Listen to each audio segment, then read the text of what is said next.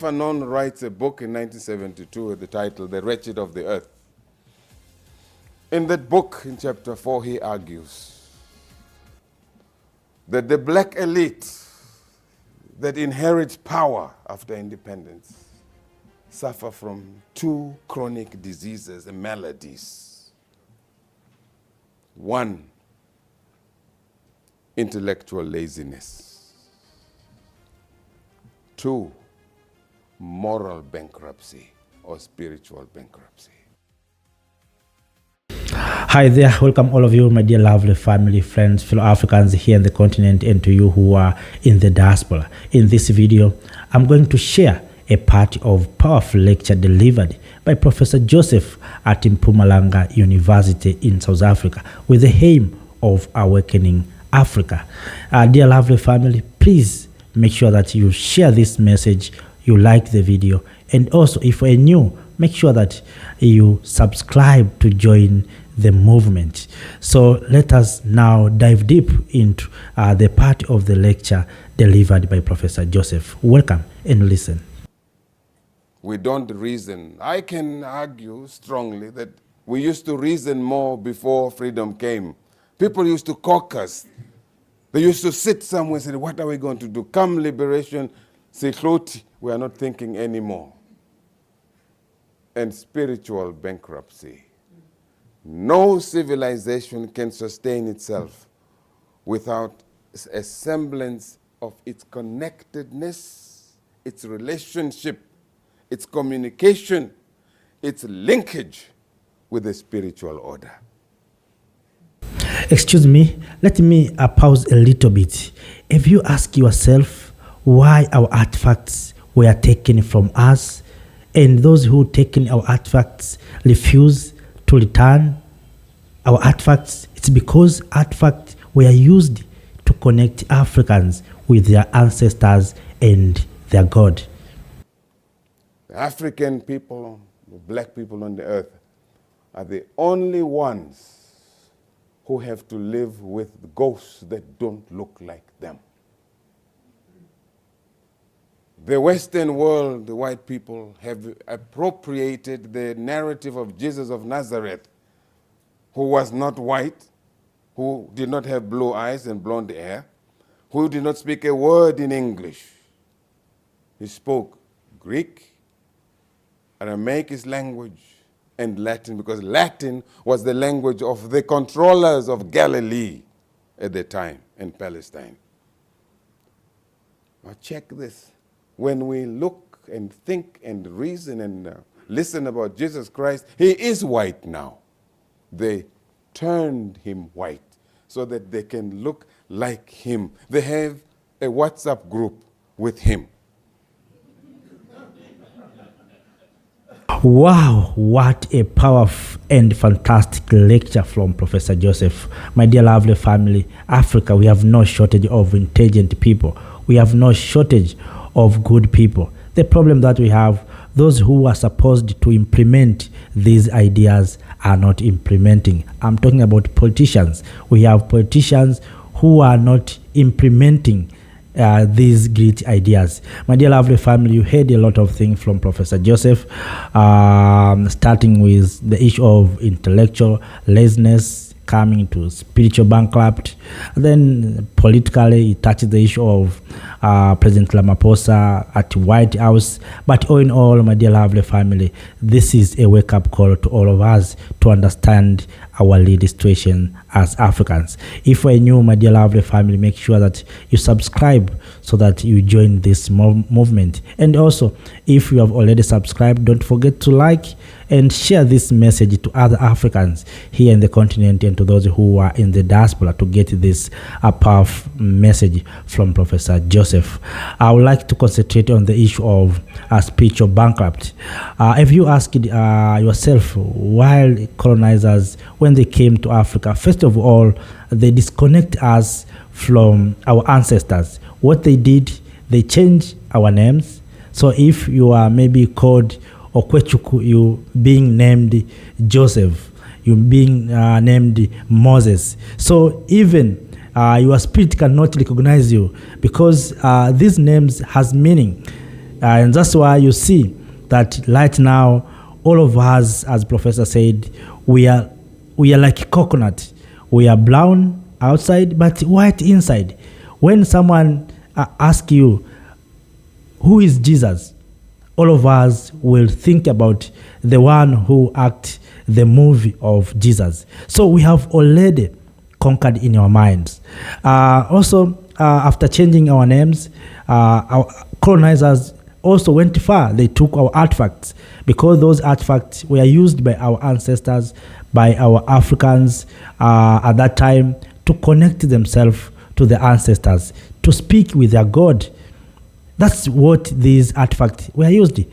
And I saw one artifact that is just like a drum, that when there's a challenge in the village or in the community, that drum is ringing in itself without anyone beating it. It is beating itself. So you can see how Africans, we were powerful spiritually.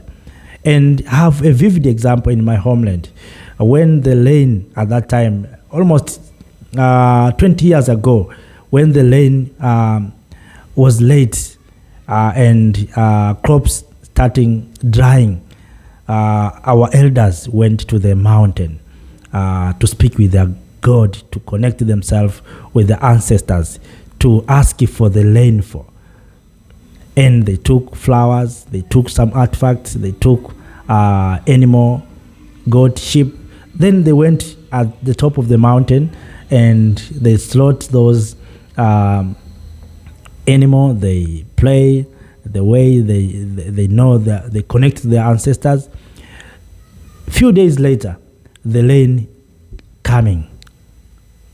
You see, the rain started.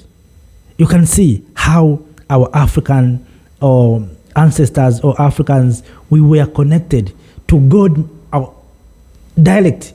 Right now we are being told we have to maybe to talk with pastor or to talk with a priest, so that a priest can tell God what you want.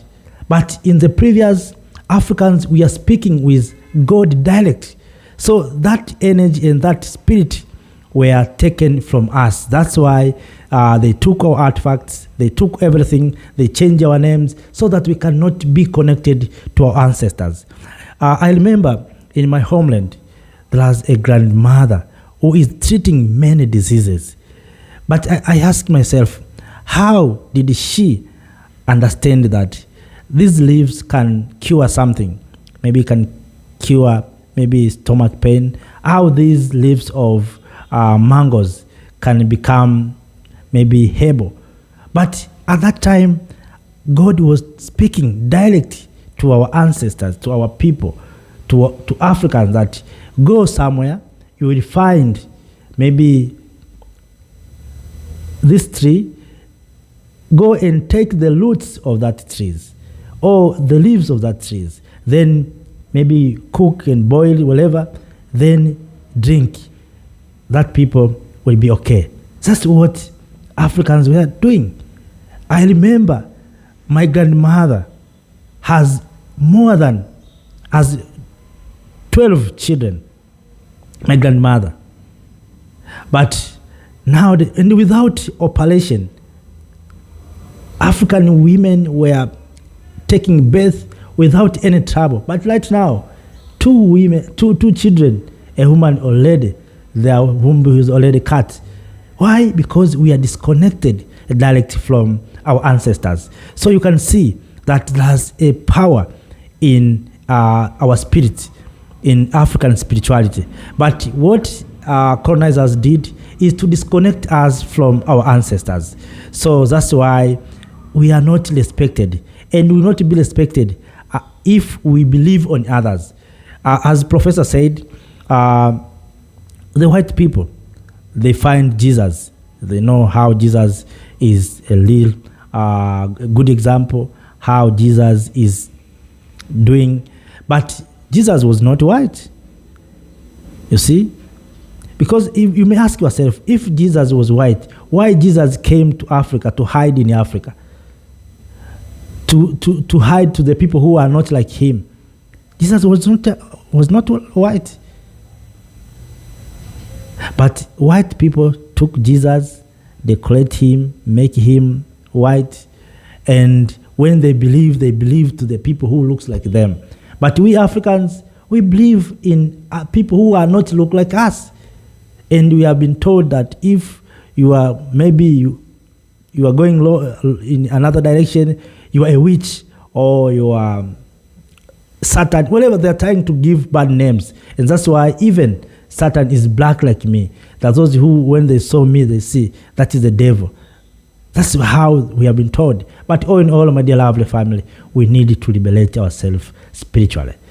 There is a big meaning in our spirituality because, as I said, many of our creators, many of our innovators at that time, they were speaking with God direct through these connectivities spiritually. So even we Africans, I think the current generation, we need to go back. I know we have already conquered.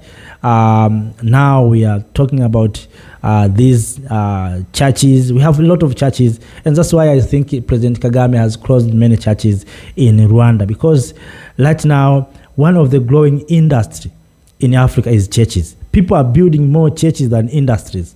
You may ask yourself, is it true that Africans, we want to go to the place that we don't know? We are not creating jobs here.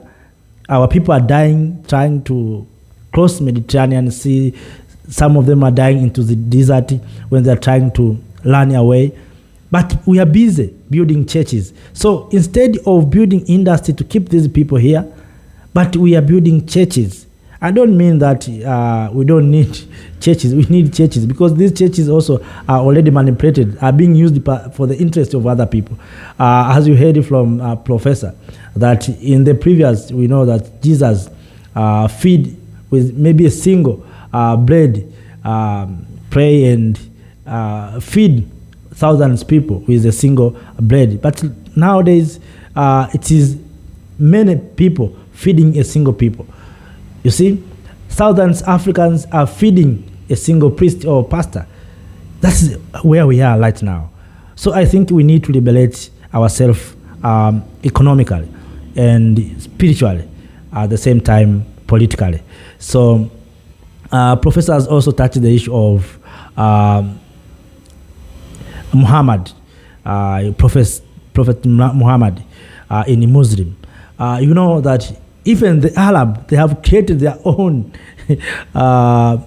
savior. But if you come to Africa, as you heard, that you took the South African to become maybe the ambassador to Egypt. After 2 years, he's changing.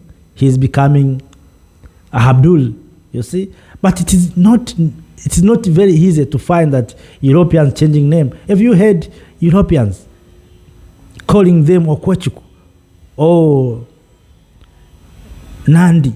It is difficult. Europeans are maintaining their names, their culture, but Africans, we are being disturbed. And we have been taught to dislike and to hate ourselves.